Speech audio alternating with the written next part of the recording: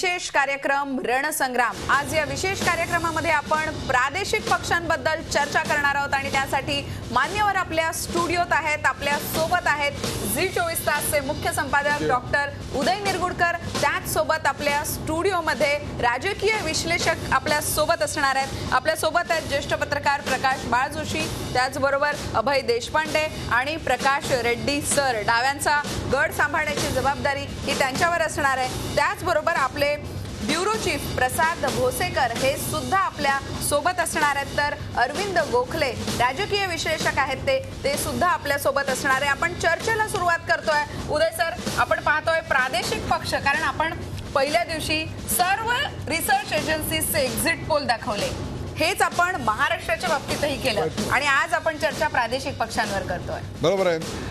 आज नमस्कार प्रेक्षको, तुम्ही दिलेल्या उदंड प्रतिसादाबद्दल सर्वप्रथम तुमचे धन्यवाद। तुम्हाला धन्यवाद।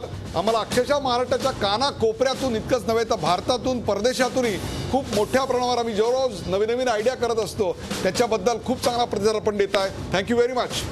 झी 24 तासच्या खास वॉर रूममध्ये तमाम प्रेक्षकांचं आज पुन्हा एकदा स्वागत। भाजप आणि नरेंद्र मोदी एनडीएच्या छताखाली सत्ता स्थापन करण्यासाठी निकालाआधी आता घडामोडी घडू लागल्या आहेत। लोकसभेच्या निकालाला अवघा काही तासांचा अवधी उरला आहे आणि त्याच वेळेला एक्झिट पोलच्या आधारावर भारतीय जनता पक्ष आणि मोदींवर तोफा टाकणारे नेते फेसबुकला फ्रेंड्स इन्व्हाइट करावेत तसे आता मोदींसोबत जाण्यासाठी कॉमेंट्स करू लागलेत। एक्झिट पोलमध्ये तरी एनडीए 272 मॅजिक फिगर गाठतं असं म्हणत असलं तरी वास्तविक निकालामध्ये जर मॅजिक फिगरपर्यंत नरेंद्र मोदी पोहोचू शकले नाहीत तर मोदींचं सरकार तयार होण्यात अडचणी येणार का?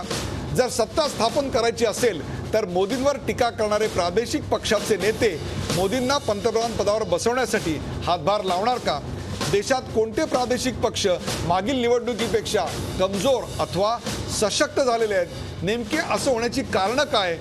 हत्ती किंवा सायकलवर बसून मोदींना गुजरातमधून दिल्लीतील 7th रेसकोर्स रोड अथवा संसद भवनातील पीएम पदाचं सिंहासन मिळणार का?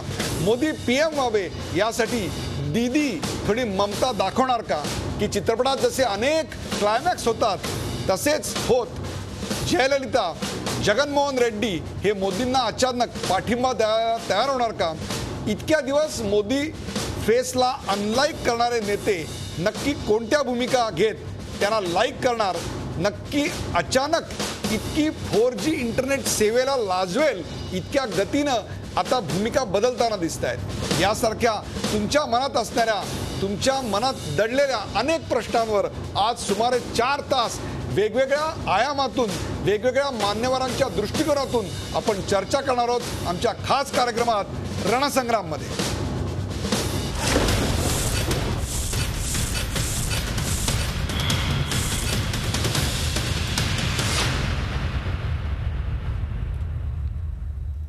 नमस्कार। कोणकोणत्या रिसर्च संस्थांनी काय काय अंदाज वर्तवलेत ते प्रथम पाहूया। आज तक आणि सिस्रो यांनी वर्तवलेल्या अंदाजानुसार एनडीएला 272 जागा मिळतील असं म्हटलं जात आहे, तर यूपीएला 115 आणि इतर पक्षांना जे आपण प्रादेशिक पक्ष म्हणतोय त्यांना 156 जागा मिळतील। इंडिया टीव्ही आणि सी वोटर्सच्या सर्वेनुसार 289 जागा एनडीएला, 101 जागा यूपीएला आणि इतर पक्षांना 153 जागा मिळणार आहेत। टाइम्स नाऊच्या सर्वेनुसार 280 ते 306 या दरम्यान एनडीएला जागा मिळू शकणार आहेत, तर यूपीएला 90 ते 112च्या दरम्यान समाधान मानावं लागणार आहे। इतर पक्षांना म्हणजेच प्रादेशिक पक्षांना 138 ते 162च्या दरम्यान जागा मिळू शकतात असा टाइम्स नाऊचा सर्वे सांगतोय, तर CNN IBN केलेल्या सर्वेनुसार एनडीएला 270 ते 282 जागांपर्यंत आकडा गाठता येणं शक्य होणार आहे। यूपीएला 92 ते 102 या दरम्यान समाधान मानावं लागेल आणि इतर पक्षांना 65 ते 75च्या दरम्यान समाधान मानावं लागेल। एबीपी नेल्सननं केलेल्या सर्वेनुसार एनडीएला 281 जागा मिळू शकतील, यूपीएला 97 तर इतर प्रादेशिक पक्षांना 165 जागा मिळू शकतील असं हा सर्वे सांगतो।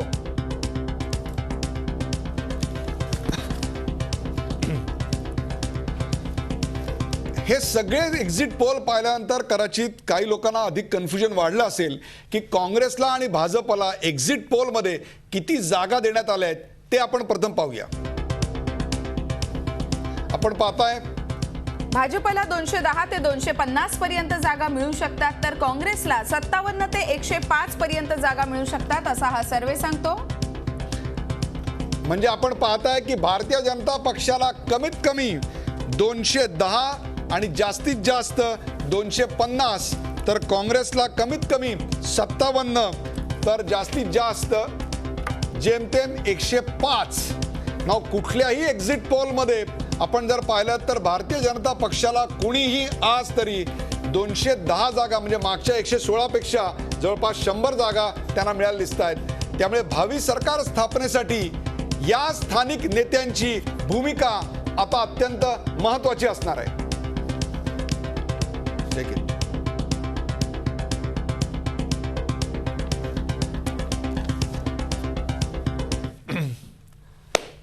अभय देशपांडे, पहिली प्रतिक्रिया तुमच्याकडून. आपण पाहिलं 210 ते 250 ही एक रेंज आता सर्वजण मान्य करताना दिसत आहेत. 36 तासांनी मतपेटीचा निकाल आपल्या समोर येणार आहे. परंतु एक गोष्ट मात्र आहे की सत्तेची लगोरी ही समोर जी दिसते तुम्हाला, ती लगोरी लावण्याकरता भारतीय जनता पक्षाला प्रादेशिक पक्षांमध्ये 2 भाग आहेत. पहिला भाग आहे तो आत्ता प्री-पोल अलायन्स, निवडणुकीपूर्वी ज्यांनी हातमिळवणी केली आहेत असे जवळपास 25 पक्ष, किंवा निवडणुकीनंतर भारतीय जनता पक्षाबरोबर येऊ शकतील असे पक्ष.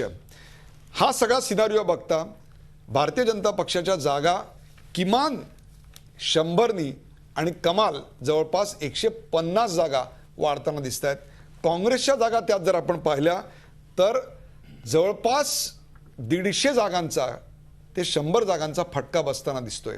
हा लसावी आपण ज्याला लहानपणी शाळेमध्ये शिकलो होतो, तो लसावी आणि मसावी हा आता आपण दाखवला. आपली प्रतिक्रिया. मला वाटतं 2009च्या निवडणुका आपण जर पाहिल्या तर त्याचं रोल रिव्हर्सल म्हणायला हरकत नाही. 2009ला काँग्रेसला 206 जागा मिळाल्या होत्या आणि भाजपाला 116 जागा मिळाल्या होत्या. त्याच्या नेमकी उलटी परिस्थिती आत्ता आहे. 2009ला काही मनमोहन सिंगांची किंवा काँग्रेसची लाट होती असं नाही, तरी पण त्या काळात UPA 1च्या परफॉर्मन्सच्या त्यांच्या कारभाराच्या आधारावर ते 206 पर्यंत पोहोचले होते. यावेळेसची परिस्थिती त्याच्यापेक्षा वेगळी आहे. त्यामुळे मला वाटतं की 206चा जो फिगर होता मागच्या वेळेस काँग्रेसचा, तो यावेळेस भाजप निश्चितपणे क्रॉस करेल. हा झाला भाजपाचा अंदाज. साधारणतः आजच्या अंदाजानुसार भाजपा 215च्या आसपास जाईल, 215 ते 20 आसपास जाईल. आता तुम्हाला असं वाटतंय की जी किमान आकडा दिलेला आहे, लसावी जो काढलेला आहे आपण या सगळ्या भारतातल्या एक्झिट पोलचा एकत्रपणे, त्याच्यापेक्षा काही जागा जास्त तुम्ही भाजपला द्यायला तयार आहात? कारण त्याचं कारण ते आहे. त्याच्या व्यतिरिक्त NDA मध्ये सहभागी असणारे घटक पाहिले तर त्यांनाही मोदी यांच्या लाटेचा म्हणा, इफेक्टचा म्हणा फायदा मिळणार आहे. त्यांच्याही जागांमध्ये वाढ होणार आहे. ही सगळी वाढ कुठपर्यंत असेल, कारण बऱ्याचशा राज्यामध्ये भाजपाचं अस्तित्व नव्हतं, तिथे त्यांनी काही नवीन समीकरणं निर्माण करण्याची प्रयत्न केला, तरी ती सुरुवात असल्यामुळे लगेच त्याला काही फार मोठं यश मिळेल असं आपण मला वाटतं लगेच गृहीत धरणं थोडंसं घाईचं ठरेल. परंतु अशा परिस्थितीमध्ये सुद्धा जर नाही म्हणलं तरी आजचा कमीत कमी अंदाज जरी घ्यायचा म्हणला तर ते 250 पर्यंत जातील. तरी सुद्धा मोदींना सरकार फॉर्म करायला प्रादेशिक पक्षांच्या सहाय्याची गरज असणार आहे. जर गरज पडली तर जे व्यतिरिक्त UPA व्यतिरिक्त जे घटक पक्ष आहेत किंवा मला वाटतं की ज्यांच्या नेहमीच्या प्रादेशिक पक्षांच्या भूमिका आहेत, त्या व्यतिरिक्तही 1-2 अपक्ष असे जे असतात त्यांना घेऊनही सरकार स्थापन करता येईल. आणि असं सरकार स्थापन करण्याची संधी मिळाली तर मला वाटतं की या सरकारला मोठ्या अटी शर्तीचं ओझं घेऊन सत्तेवर येण्याची गरज लागेल. आपण त्या सगळ्याची पुढच्या 4 तासामध्ये चर्चा करणार आहोत. प्रकाश जोशी, काय सांगाल? 210 ते 250 आणि 57 ते 105. आतापर्यंत आपण जे अंदाज बघितले आणि ज्या पद्धतीने प्रचार झाला त्याच्यामध्ये 2 फॅक्टर फार महत्त्वाचे होते. एक तर मोदी ही व्यक्ती समोरून केलेला प्रचार, त्याचा भाजपला त्याचप्रमाणे त्यांच्याबरोबरचे जे सहयोगी पक्ष आहेत त्यांनाही फायदा झाला. आणि दुसरं म्हणजे त्याचबरोबर प्रादेशिक पक्ष जे आहेत विविध राज्यांमधले जर बघितलेत तर ह्या निवडणुका जरी लोकसभेच्या असल्या तरी ह्या प्रादेशिक पक्षांनी अतिशय महत्त्वाची भूमिका पार पाडलेली आहे. आणि प्रत्येक पक्षांनी आपले जास्तीत जास्त खासदार निवडून द्यावेत असा यावेळी प्रयत्न केलेला आहे. कारण त्यांच्या कुठेतरी राज्य करताना त्यांच्या कुठेतरी लक्षात असं आलं आहे की जोपर्यंत तुम्हाला दिल्ली सरकारचं समर्थन असत नाही तोपर्यंत तुम्हाला राज्यांमध्ये तुमचं विकास स्वतःचं करता येत अस्तित्व नाही. टिकवणं, तुम्ही विकास करणं. जसं अभय जोशी यांनी अभय देशपांडे यांनी 215 आकडा साधारणतः किमान येईल अशी त्यांनी अपेक्षा व्यक्त केली. तुम्हाला आता या क्षणी 36 तासानंतर पुन्हा आपण या स्टुडिओमध्ये असणार आहोत. तुमचा आकडा नेमका काय आहे आता भारतीय जनता पक्षासाठी स्वबळाचा? मला असं वाटतं की 200 ते 210च्या आसपास भाजप राहू शकेल. आणि विशेषतः त्यांचं म्हणजे सुरुवातीपासून त्यांचं जे कॅल्क्युलेशन जे आपल्याला दिसतंय ते आकड्याचं जादुई आकडा त्यांना जो 272चा गाठाचा आहे. म्हणजे तुमचे मत असं आहे की प्रादेशिक पक्षांची गरज लागेल? गरज निश्चित लागेल, कारण असे की ते पण 230च्या पुढे जर गेले विथ म्हणजे टोटल एनडीए, तर मग त्यांना आजूबाजूला जे इतर छोटे मोठे पक्ष आहेत ते आणणं सोपं जाईल. पण त्याच्या 230-35च्या खाली जर राहिले तर मग इतर पक्ष त्याच्यात उड्या मारू अरविंद शकतात. गोखले यांच्याकडे जाऊया आपण. अरविंद गोखले, आपलं काय मत आहे? 210 ते 250 अशी फिगर दिसते, तर 57 ते 105 अशी फिगर दिसते काँग्रेसची. त्यामुळे काँग्रेस सत्तेवर येणं हे आता रूल्ड आउट झालेलं आहे. परंतु भारतीय जनता पक्षाला प्रादेशिक पक्षांची गरज लागेल का? भारतीय जनता पक्षाला प्रादेशिक पक्षांची गरज निश्चितपणाने लागणार आहे, कारण प्रादेशिक पक्ष हे भारतीय जनता पक्षाच्या सहकार्यामुळेच वाढलेले आहेत. अगदी आपण म्हणजे भारतातले वेगवेगळे पक्ष बघितले. तेलुगू देशमचं उदाहरण घेऊया. तेलुगू देशमने अगदी शेवटच्या क्षणी असं ठरवलं की नाही, भारतीय जनता पक्षाबरोबर जायचं. हे कशासाठी ठरवलं की त्यांनाही आपला या भारतीय जनता पक्षाच्या लाटेचा फायदा व्हावा, यासाठी त्यांनी हे त्यांचं सहकार्य घेतलं. शिवसेना ही आज टिकून आहे आणि ती वाढते आहे असं दिसतं. याचं कारण भारतीय जनता पक्षाचं सहकार्य त्यांना लाभलेलं आहे आणि शिवसेनेचं कर्तृत्व त्यापेक्षा वेगळं आहे हेही आपल्याला दिसून आलेलं आहे. तर मला स्वतःला असं वाटतं की प्रादेशिक पक्षांना हे सहकार्य हे आवश्यकच होतं आणि प्रादेशिक पक्ष हे भारतीय जनता पक्षाच्या सहकार्यानं पुढे जाणार आहे. बरोबर आहे अरविंद गोखले. आपण आता एका मर्यादित अशा मुद्द्यावर चर्चा करतोय. तुम्ही जो मुद्दा मांडताय त्याच्यावर आपण पुढच्या तासाभरात पूर्णांशाने चर्चा करणार आहोत. आता सर्वांचं एकमत इकडे होताना दिसतंय, सर्व राजकीय विश्लेषकांचं, की भारतीय जनता पक्षाला जे सर्व रिसर्च कंपन्यांचे एक्झिट पोल आहेत त्यातली भारतीय जनता पक्षाला सर्वात वर्स्ट सिच्युएशन काय असेल तर ती आपण पडद्यावर पाहू शकता. 210ची दिलेली आहे, तर सर्वात बेस्ट परफॉर्मन्स हा 250च्या आसपास आपल्याला दिलेला दिसतो. त्यामुळे भारतीय जनता पक्षाला आत्ता या क्षणी सरकार फॉर्म करण्यासाठी स्वबळापेक्षा सुद्धा त्यांना गरज पडणार आहे ती अनेक प्रादेशिक पक्षांची किंवा स्वतःच्या व्यतिरिक्तच्या पक्षांची.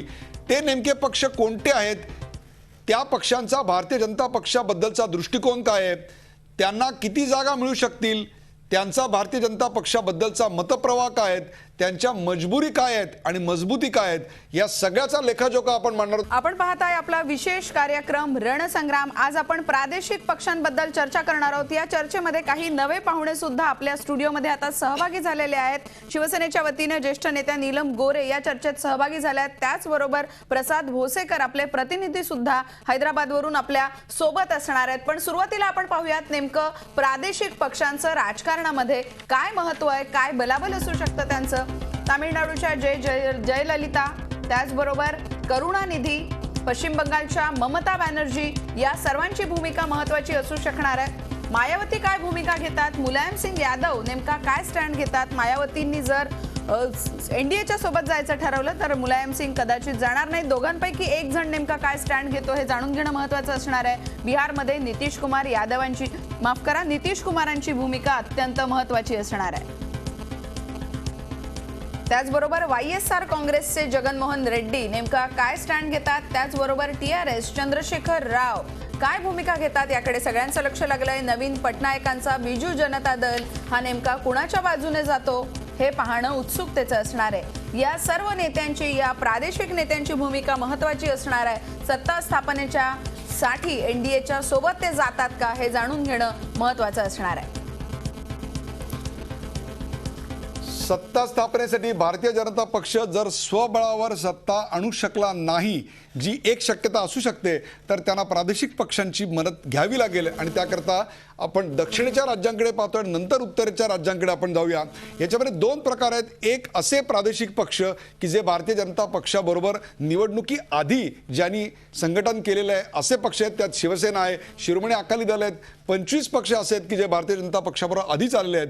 परंतु दक्षिणेमध्ये त्यातले अनेक जे पक्ष आहेत त्यांना मिळणारा नेमका विजय काय असेल, आणि त्यांची भूमिका काय असेल याविषयी बोलण्याकरता आपल्या सोबत प्रसाद भोसेकर आहेत.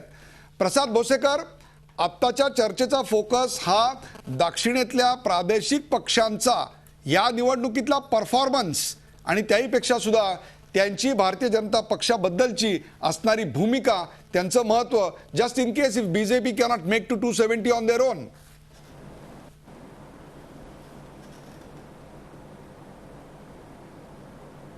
बिल्कुल. जे रिजनल पार्टीज आहेत जे बीजेपीने टायअप केले आहेत, नाही तर बीजेपीचे जे फ्रेंड्स आहेत जसे AIADMK आहे, तर त्यांच्यावरती डिपेंड राहणं फारच एक स्वाभाविक गोष्ट राहील आणि एक कंपल्शन पण राहील बीजेपीसाठी.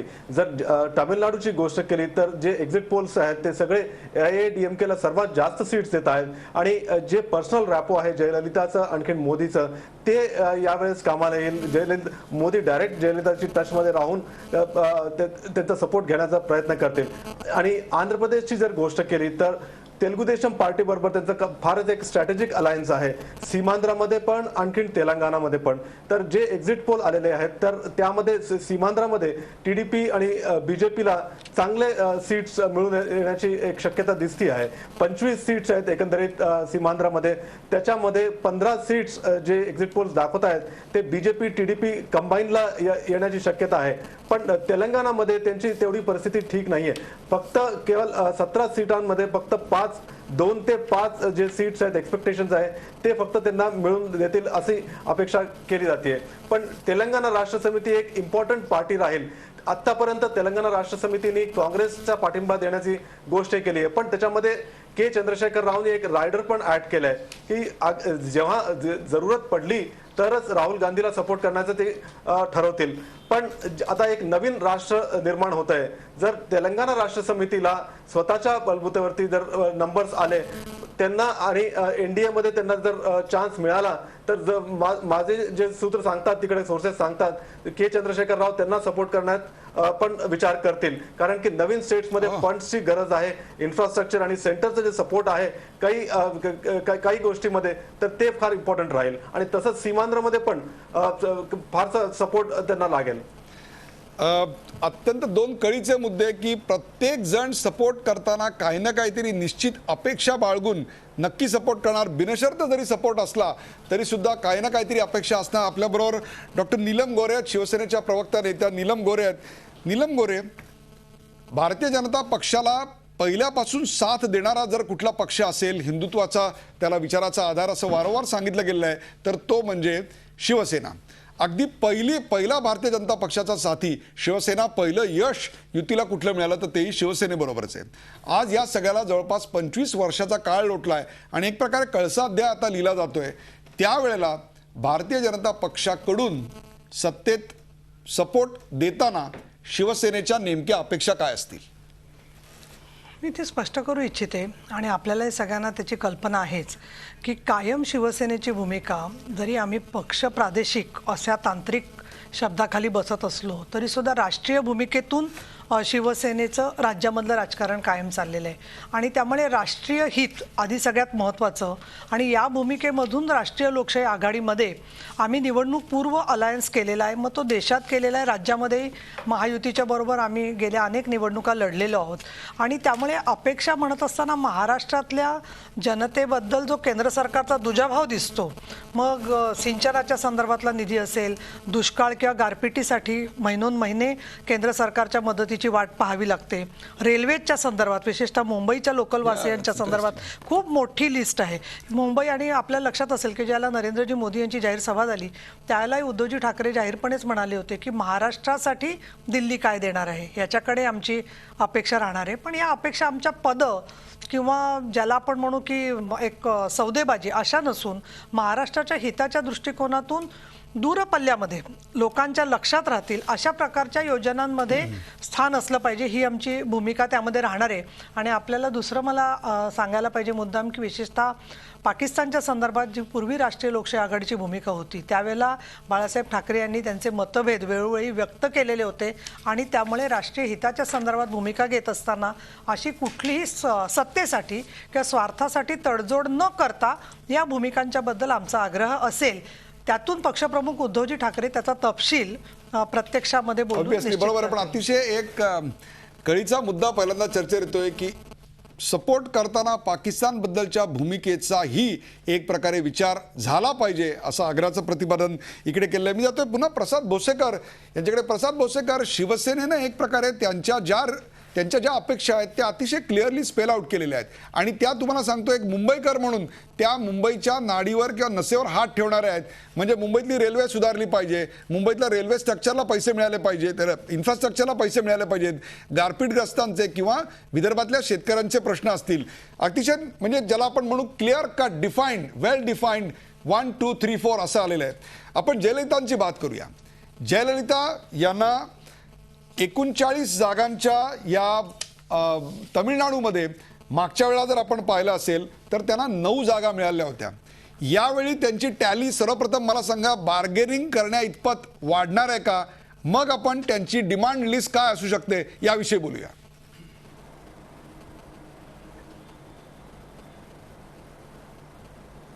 बिलकुल. जर एनडीएला जर त्यांचे नंबर्स कमी पडले, 230च्या 220च्या जागेवरती ते आले आणि जयललिताचे जे एक बल्कमध्ये त्यांना नंबर्स पाहिजे, तर जयललिताचे पण डिमांड्स राहतील, खास करून तामिळनाडूसाठी काय काय करणार. आणि कारण की त्यांना पण पुढच्या 1-2-3 वर्षामध्ये असेंब्लीच्या इलेक्शन्समध्ये ते जाणार आहेत. आणखीन सेंटरमध्ये पण एक जयललिता एक मोठा रोल बघतीये, पण कितपत त्यांचे नंबर्स येतात आणि एनडीएला त्यांची किती गरज पडेल ते सगळ्यात सर्वप्रथम आहे. आणि आंध्र प्रदेशची जर गोष्ट केली तर आंध्र प्रदेश दोन्ही तेलंगणा आणि सीमांध्र दोघांनाही थांबवतो प्रसार अशा करता मी आंध्र प्रदेशवर एक सेपरेट चर्चा करतोय, परंतु आता आपण बोलतोय जयललितांबद्दल. अभय देशपांडे, आता शिवसेनेने त्यांची जी भूमिका मांडली त्याच्यामध्ये कुठलाही असा प्रश्न नव्हता की आमच्या भ्रष्ट नेत्यांवर जे काही आरोप आहेत ते तुम्ही बाहेर काढून टाका, परंतु AIDMKच्या बाबतीत किंवा DMKच्या बाबतीत हा मुद्दा येऊ शकतो कारण त्यांच्या अनेकांच्या दिल्लीत केसेस चालू आहेत. केस इन पॉइंट इज बेहिशेबी मालमत्ता प्रकरणातून जयललितांवर जे आरोप झाले त्यातनं मुक्ततेचा प्रश्न येऊ शकतो. कावेरी प्रश्नाचा तोडगा म्हणजे एक प्रकारे इन्फ्रास्ट्रक्चरचा पाण्याचा प्रश्न आहे तो येऊ शकतो. आणि राज्यातला तामिळनाडूमध्ये सध्या भारतामधला सर्वात वर्स्ट एक प्रकारे आपण म्हणू हा विजेचा तुटवडा आहे. हे 3 मुद्दे हे सपोर्ट देताना कळीचे की त्याच्या अगेन्स्ट प्रॉमिस घेऊन दिलं जाईल असं वाटतं? मला वाटतं की राज्याचा ज्यावेळेस केंद्र सरकारशी संबंध येतो त्यावेळेस राज्य सरकारला केंद्राशी सुसंगत भूमिका घ्यावीच लागते. ती राज्याच्या हितासाठी घ्यावी लागते आणि त्यात व्यक्तिगत स्वार्थाचाही प्रश्न असतोच. का केंद्रातल्या मागच्या सरकारला पाठिंबा देणाऱ्या काही पक्षांची कारणं, त्याचे कारणं म्हणण्यापेक्षा एकच कारण होतं, ते CBI होतं. त्यांच्या मागे CBIच्या चौकशांचा जो ससेमिरा सुरू होता त्याच्यातून सुटका करून घेण्यासाठी म्हणा किंवा काही म्हणा की काँग्रेसने CBIचा ज्या प्रमाणात वापर केला मागच्या सरकारने तेवढा वापर मला वाटतं आजपर्यंत कधीही झाला नव्हता. म्हणजे इंदिरा गांधी यांच्या काळातही म्हणायचे की ते बऱ्याच प्रमाणात अशा यंत्रणांचा वापर करायचा, पण तसा वापर एवढा वापर कधी झालेला ऐकिवात नाही. प्रश्न असा आहे की दुसऱ्या गोष्टीमध्ये की असं 2 पक्ष पाठिंबा एकाच राज्यात असणारे 2 प्रादेशिक पक्ष पाठिंबा देऊ शकतील का?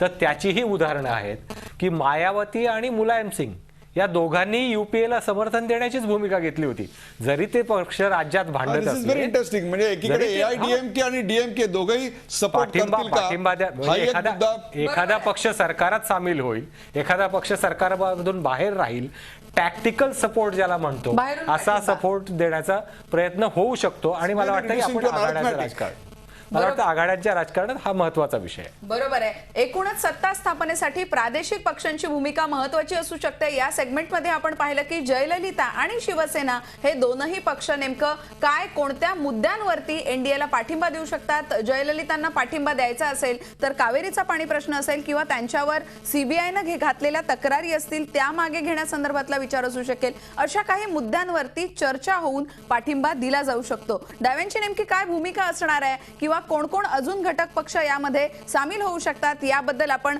प्रकाश झी 24 तास रहा एक पाऊल पुढे.